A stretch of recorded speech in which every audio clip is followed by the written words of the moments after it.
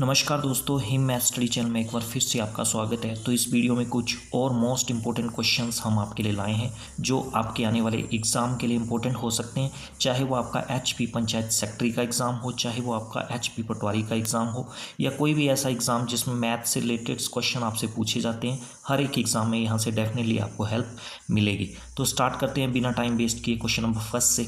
इसमें बोला एक आर्टिकल को 10% के लॉस पे बेचा गया। चलो ठीक बात है।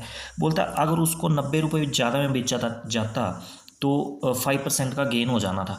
तो आपको कॉस्ट प्राइस बताना है आर्टिकल का। तो सबसे पहले उसने बोला क्या है कि आर्टिकल को 10% लॉस पे बेचा गया। तो लॉस की बात करें हम सबसे पहले, यहाँ पे अल्फा लॉस है।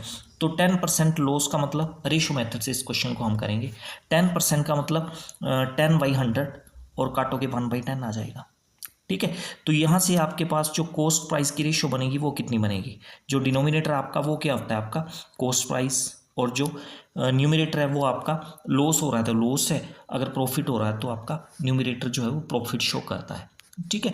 तो अगर कॉस्ट प्राइस आपका 10 यूनिट आ गया, 1 यूनिट का आपको लॉस हो रहा है, तो सेलिंग प्राइस आपका कितना आ जाएगा 10 - 1 9।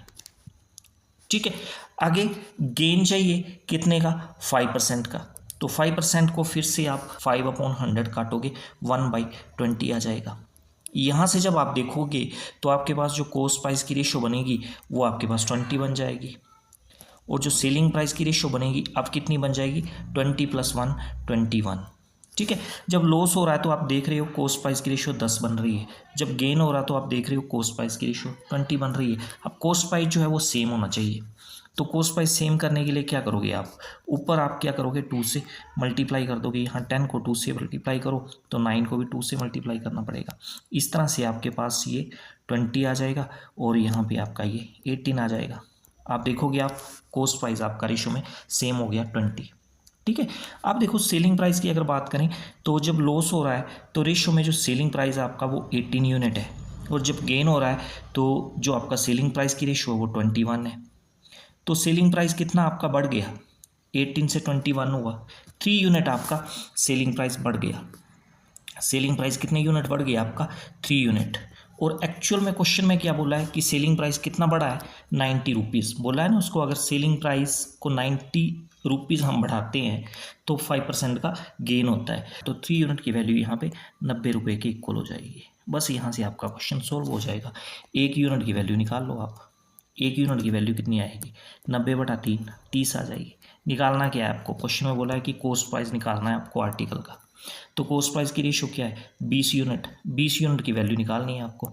तो 1 यूनिट की वैल्यू आपके पास 30 रुपये है, 20 यूनिट की वैल्यू कितनी आएगी रुपीज़ 30 × 20 600 रुपये। तो आर्टिकल का जो कॉस्ट प्राइस बनेगा वो 600 रुपये बन जाएगा। पता चल गया। नेक्स्ट क्वेश्चन देखो। इस क्वेश्चन में आपको बोला है कि हमें वो लीस्ट नंबर निकालना है जिसको अगर हम 12 16 18 और 30 से डिवाइड करें तो हर एक केस में रिमाइंडर आपके पास 4 बचना चाहिए। तो सबसे पहले तो हमें लीस्ट नंबर निकालना है 12 16 18 और 30 का। लीस्ट नंबर मतलब हमें 12 16 18 और 30 का एलसीएम निकालना है। तो वो जो एलसीएम आएगा इन चारों का 12 16 18 और 30 का, वो हमें क्या देगा, वो हमें वो नंबर देगा छोटे से छोटा नंबर जो इन चारों से डिवाइड हो जाएगा। ठीक है। फिर हमें रिमाइंडर 4 चाहिए हर एक केस में। तो जो एलसीएम आएगा उसमें सिंपली हम 4 ऐड कर देंगे तो वो हमारे पास रिक्वायर्ड नंबर बन जाएगा। तो सबसे पहले तो हमें क्या करना है 12 16 18 और 13 इनका क्या निकालना है एलसीएम निकालना है। तो एलसीएम निकाल लो। तो 2 से कर लो आप। तो 2 6 द 12 2 8 द 16 2 9 द 18 और यहाँ पे 15 आ जाएगा। ठीक है। फिर से 2 से कर लो। 2 3 द 6 2 4 द 8 यहाँ पे 9 आ जाएगा और यहाँ पे 15 रहेगा। आगे आप 3 से कर सकते हो। तो 3 से करोगे तो 3 1 द 3 यहाँ 4 ही आ जाएगा। 3 3 द 9 और 3 5 द 15। ठीक है। आप सिंपली इन सबको आप क्या कर लो मल्टीप्लाई कर लो। तो देखो 4 3 द 12 12 5 द 60, यहाँ से 60 बनेगा और ये 3 2 द 6 2 द 12। तो 60 को 12 से मल्टीप्लाई करोगे 720। तो चारों का एलसीएम जो आ जाएगा वो तो आ जाएगा आपके पास 720। अब 720 वो छोटे से छोटा नंबर है जिसको अगर हम 12 16 18 और 30 से डिवाइड करेंगे तो रिमाइंडर 0 बचेगा। ठीक है, 720 इन चारों से पूरी तरह से डिवाइड हो जाएगा, पर हमें रिमाइंडर बचाना है हर एक केस में। कितना रिमाइंडर बचाना है? 4। तो जो आपके पास रिक्वायर्ड नंबर बन जाएगा वो कितना बन जाएगा आपका? ये 720, इसमें 4 प्लस कर लो आप, तो जो रिक्वायर्ड नंबर आपके पास बनेगा वो 724 बन जाएगा। ठीक है, नेक्स्ट क्वेश्चन देखते हैं। अच्छा, इस क्वेश्चन में बोला है कि अगर शुगर का प्राइस 20% इंक्रीज हो जाता है तो एक हाउसवाइफ को कंजप्शन में कितने परसेंट की कमी करना पड़ेगी ताकि उसका एक्सपेंडिचर जो है वो सेम ही रहे। देखो, सबसे पहले बात की है उसने, शुगर का प्राइस जो है वो इंक्रीज हो रहा है। कितना इंक्रीज हो रहा है? 20%। रेशो मेथड से इस क्वेश्चन को भी हम करेंगे। तो प्राइस की उसने बात की है, प्राइस 20% इंक्रीज हो रहा है। 20% का मतलब 20/100 काटोगे 1/5 आ जाएगा। ठीक है, तो अगर आपका इनिशियल प्राइस यहाँ पर I फॉर इनिशियल है और F फॉर फाइनल है, तो 1/5 का मतलब क्या है? डिनोमिनेटर में जो है वो इनिशियल प्राइस की रेशियो है, तो 5 जो है वो क्या है? इनिशियल प्राइस, और प्राइस बढ़ के कितना हो गया? ये 5 + 1। न्यूमिनेटर में जो 1 है ना वो क्या है? प्राइस में जितनी बढ़ोतरी हुई है, तो बढ़ोतरी 1 की हुई, तो अगर इनिशियल प्राइस 5 था तो नया प्राइस, फाइनल प्राइस कितना हो जाएगा? 5 + 1 6। अब देखो, प्राइस, कंजप्शन और एक्सपेंडिचर, इनके बीच में रिलेशन क्या होता है? जो आपका एक्सपेंडिचर होता है ना वो इक्वल होता है आपका प्राइस इनटू कंजप्शन। ठीक है, तो यहाँ से अगर आपने प्राइस निकालना है तो वो कितना आ जाएगा? एक्सपेंडिचर अपॉन कंजप्शन, यही आ जाएगा। अब न्यूमरेटर में जो एक्सपेंडिचर है वो तो आपका कांस्टेंट है, उसने बोला है ना क्वेश्चन में कि एक्सपेंडिचर जो है वो कांस्टेंट रखना है, वो अनचेंज रखना है। ठीक है, तो जो प्राइस है आपका वो क्या है? इन्वर्सली प्रोपोर्शनल है कंजप्शन के, मतलब अगर प्राइस बढ़ा कंजप्शन कम हुई, अगर प्राइस कम है तो कंजप्शन ज़्यादा होगी। ठीक है, तो एक के बढ़ने के साथ दूसरा कम हो रहा है, तो दोनों एक दूसरे के क्या हैं? ये इन्वर्सली प्रोपोर्शनल। तो फिर से क्वेश्चन में आ जाओ, अगर प्राइस की रेशियो आपके पास 5:6 बन रही है, मतलब initial ratio 5, final ratio 6 price की, तो जो आपके पास कंजप्शन की रेशियो बनेगी वो कितनी बन जाएगी? उल्टी बन जाएगी, 6:5 बन जाएगी। मतलब इनिशियल कंजप्शन 6 और फाइनल कंजप्शन कितनी होगी? 5 होगी। तो रेशियो में अगर देखोगे तो कंजप्शन यहाँ पे 6 से 5 होगी, कंजप्शन कम हुई ना। कितनी कम हुई रेशियो में? 1 कम हुई। ठीक है ना, कितनी कम हुई? 1 कम हुई। पुरानी कंजप्शन कितनी थी? 6 थी, तो 6 जो है वो डिनोमिनेटर में आ जाएगा, क्योंकि आपको आंसर परसेंटेज में निकालना है ना, कंजप्शन परसेंटेज में कितनी रिड्यूस करना पड़ेगी उसको, तो इनटू आप 100 कर लो। ठीक है, इसको काटोगे कितना आ जाएगा आपके पास? 6 1 × 6 4 40 बना, 6 6 36, फिर से 40 बन जाएगा, 6 6 36, तो 16.67%। तो इतनी कंजप्शन रिड्यूस करना पड़ेगी एक्सपेंडिचर को कांस्टेंट रखने के लिए, तो 16.67 इस क्वेश्चन का आंसर आ जाएगा। अगला क्वेश्चन देखते हैं। अब देखो, एजिस का क्वेश्चन आ गया। इसमें बोला है कि जो प्रेजेंट एजिस की रेशो है ए और बी की वो कितनी है? 4:5, और 5 साल पहले ए और बी की जो एजिस की रेशो थी वो 3:4 थी। आपको दोनों की प्रेजेंट एजिस जो है वो निकालनी है। तो यहाँ देखो कैसे करेंगे इस क्वेश्चन को हम। यहाँ ए आ गया, यहाँ पे बी आ गया, यहाँ पे मैं लिख रहा हूँ 5 years एगो, FYA क्या है यहाँ पे? 5 years एगो। तो 5 साल पहले ए की जो एज की रेशो थी वो 3 थी और बी की एज की रेशो 4 थी। ठीक है, और बात करते हैं प्रेजेंट सिचुएशन की। तो प्रेजेंट उनकी एजेस की रेशो कितनी है? 4:5। ए की एज की रेशो 4 है, बी की एज की रेशो 5 है। ठीक है, तो यहाँ देखो आप, जो ए की एज है वो 3 से 4 होगी, 1 यूनिट बढ़ गई, और बी की एज की रेशो भी 4 से 5 होगी, ये भी 1 यूनिट बढ़ी, और एक्चुअल में कितनी बढ़ी? 5 साल। एक्चुअल में कितनी बढ़ी?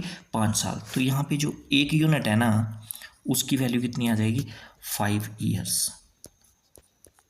ठीक है, अब आपको निकालना क्या है? दोनों की प्रेजेंट एजेस निकालनी है। तो आपके पास अगर 1 यूनिट की वैल्यू आ गई तो फिर आप 4 यूनिट की वैल्यू भी निकाल सकते हो, 5 यूनिट की वैल्यू भी निकाल सकते हो। क्यों? क्योंकि आपको प्रेजेंट एजेस चाहिए।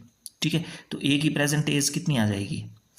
तो 1 यूनिट की वैल्यू है आपके पास 5 ईयर, 4 यूनिट की वैल्यू 5 × 4 20 ईयर। तो ए की जो प्रेजेंट एज बन जाएगी आपके पास वो 20 ईयर्स बन जाएगी, और बी की प्रेजेंट एज कितनी बन जाएगी? तो बी की प्रेजेंट एज की रेशो कितनी है? 5 रेशो की वैल्यू कितनी बन जाएगी? 5 × 5 25 ईयर्स। ठीक है, तो ये प्रेजेंट एजेस जो है वो ए और बी की बन जाएंगी। ठीक है, अगर आपको 5 साल पहले की एजेस पूछी होती तो आपने फिर 3 रेशो और 4 रेशो की वैल्यू निकालनी थी। ठीक है, नेक्स्ट क्वेश्चन देखते हैं। अब इस क्वेश्चन में बोला है कि एक बैट्समैन की 10 इनिंग्स में जो एवरेज स्कोर है वो कितना है, 32। तो आपको बताना है कि नेक्स्ट इनिंग में, अगली इनिंग में उसको कितना स्कोर करना पड़ेगा ताकि उसका जो एवरेज स्कोर है वो 4 बढ़ जाए। ठीक है, तो पहले तो हम देख लेते हैं कि 10 इनिंग में उसका टोटल स्कोर कितना बन रहा है। यहाँ पे टीएस क्या है, टोटल स्कोर। तो 10 इनिंग में अगर उसका एवरेज स्कोर 32 है तो टोटल स्कोर उसका 10 इनिंग का कितना हो जाएगा, 32 इंटू 10, 320।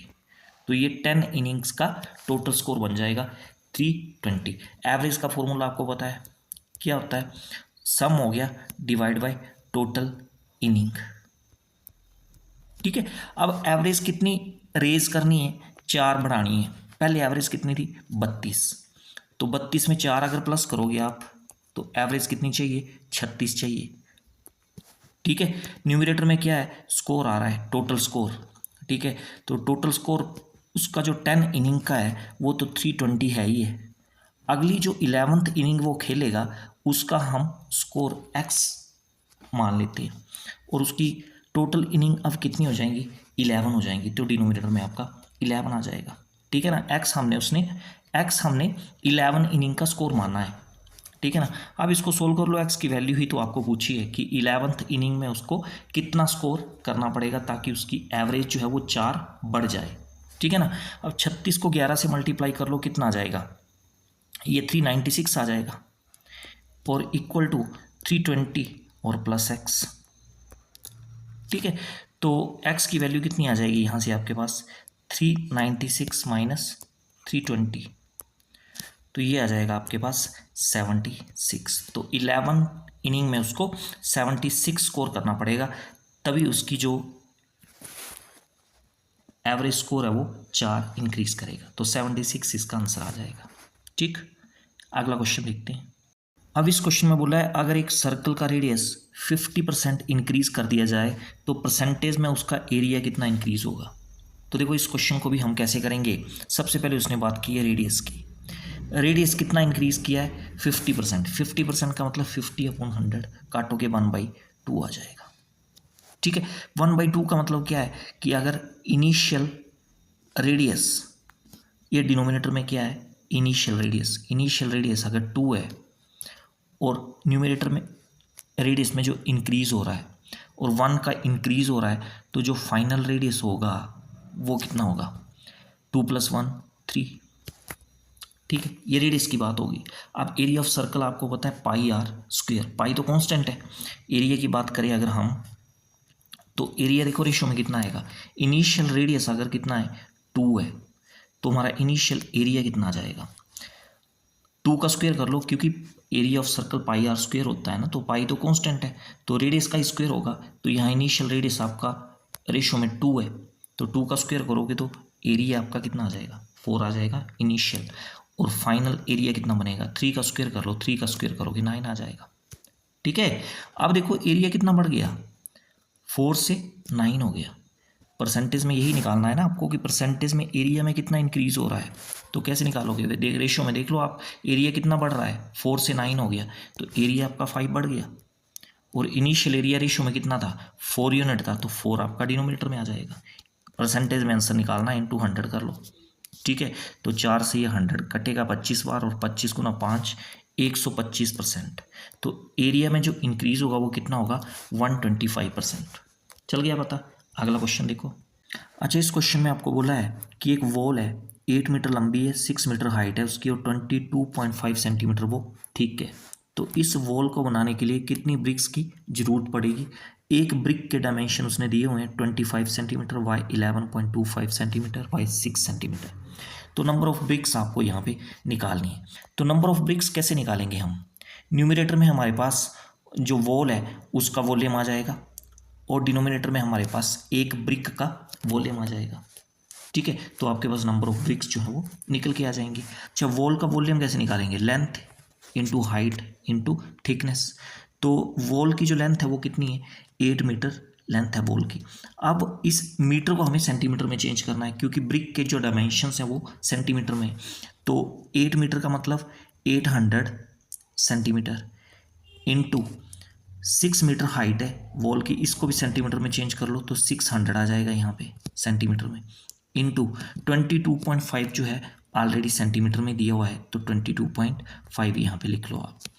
डिनोमिनेटर में क्या आ जाएगा आपके पास, ब्रिक का वॉल्यूम। तो ब्रिक के डायमेंशन आपको 25 सेंटीमीटर, वाई 11.25 सेंटीमीटर और वाई 6 सेंटीमीटर। बस इसको सोल्व कर लो, आपके पास आंसर जो है वो आ जाएगा। यहाँ से मैं डेसिमल हटा रहा हूँ, डिनोमिनेटर में मैंने 10 लगा दिया, और यहाँ से मैंने डेसिमल हटाया, यहाँ न्यूमरेटर में मैंने 100 लगा दिया। ठीक है, अब सिंपल हो जाएगा। देखो 6 × 10 60 से ये 600 कटेगा 10 बार, तो यहाँ 10 आ जाएगा। ठीक है, 225 से ये 1125 कटेगा 5 बार में, तो यहाँ 5 आ जाएगा। ठीक है, 5 से ये 10 कट गया, यहाँ 2 आ गया, और 25 से ये वाला 100 कट गया, यहाँ 4 आ गया। तो डिनोमिनेटर आपके पास खत्म हो गया। न्यूमरेटर में जो टर्म्स बची हैं उनको मल्टीप्लाई कर लो, तो 4 टू द 8 हो गया, और 8 को 8 से करोगे 64, साथ में 2 0 लग जाएंगी, तो 6400 ब्रिक्स की जरूरत पड़ेगी इस डायमेंशंस वाली वॉल को बनाने के लिए। पता चल गया। अगला क्वेश्चन देखो। अच्छा, इस क्वेश्चन में आपको बोला है कि सिंपल इंटरेस्ट और कंपाउंड इंटरेस्ट के बीच में 2 साल के लिए जो डिफरेंस है वो कितना है, 15 रुपये, और rate of interest 5% per annum. ये आपको दे के रखा है, आपको प्रिंसिपल निकालना है। तो बात करें अगर हम 2 ईयर्स के लिए, तो 2 साल के लिए कंपाउंड इंटरेस्ट और सिंपल इंटरेस्ट के बीच में जो डिफरेंस होता है वो किसके इक्वल होता है, principal into rate of interest upon 100 और ये पावर n। ये फॉर्मूला आपने याद रखना है। ये कंपाउंड इंटरेस्ट और सिंपल इंटरेस्ट के बीच में जो डिफरेंस होता है वो किसके इक्वल होता है, p इंटू आर वाई 100 की पावर n। अब कंपाउंड इंटरेस्ट और सिंपल इंटरेस्ट के बीच में डिफरेंस आपको 15 रुपये दे के रखा है, तो लेफ्ट साइड में आपके पास 15 आ जाएगा। ठीक है, प्रिंसिपल आपको निकालना है, रेट ऑफ इंटरेस्ट आपको 5% दे के रखा है अपॉन 100, और टाइम आपको 2 ईयर्स आपको दे रखा है। ठीक है, यहाँ से देख लो आप 15 इक्वल टू पी इंटू यहाँ 25 आ जाएगा अपॉन यहाँ पे आ जाएगा आपका 10,000। ठीक है, इसको काट लो, 25 से ये कट जाएगा आपका, यहाँ 400 आ जाएगा। प्रिंसिपल निकालना है आपको, 400 को आप 15 से मल्टीप्लाई कर दो, तो कितना आ जाएगा, ये 6000 आ जाएगा आपके पास प्रिंसिपल। तो यही आपको निकालना था। ठीक है, तो ये थे आज के लिए क्वेश्चंस। आई होप सारे क्वेश्चंस आपको अच्छे से पता चल गए होंगे। अगर वीडियो आपको अच्छा लगा तो वीडियो को लाइक और शेयर आप जरूर कर दें। चैनल पे नए हो तो चैनल को आप सब्सक्राइब भी कर लें। तो आज के लिए फ़िलहाल इतना ही, मिलते हैं नेक्स्ट वीडियो में कुछ और इंपॉर्टेंट क्वेश्चंस के साथ। Thank you.